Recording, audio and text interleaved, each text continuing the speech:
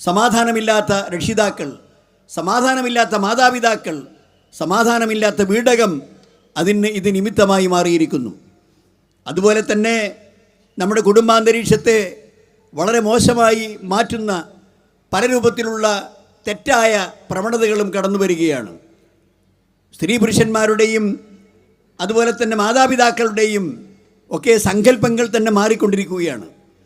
പിതാവേ മാതാവേ എന്ന് അഭിസംബോധന ചെയ്യുന്ന നമ്മുടെ ധർമ്മത്തിലും നമ്മുടെ പാരമ്പര്യത്തിലും നമ്മുടെ രാജ്യത്തിൻ്റെ സംസ്കാരത്തിലും ഏറ്റവും പവിത്രമായി കരുതുന്ന മാതൃത്വം, ഏറ്റവും പവിത്രമായി കരുതുന്ന പിതൃത്വം, അങ്ങനെയുള്ള അഭിസംബോധനങ്ങളൊന്നും ആവശ്യമില്ല.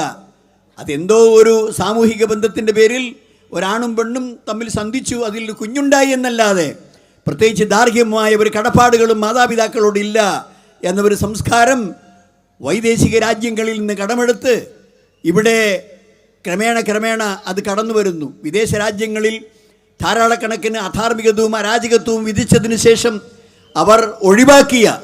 അവർ തിരിഞ്ഞ് ധർമ്മത്തിലേക്കും സത്യത്തിലേക്കും തിരിഞ്ഞു നടക്കുമ്പോൾ നമ്മളതെല്ലാം വലിയ ആവേശത്തോടു കൂടി എടുത്തു പിടിക്കുകയാണ്, നമ്മളതെല്ലാം ഉൾക്കൊള്ളുകയാണ്.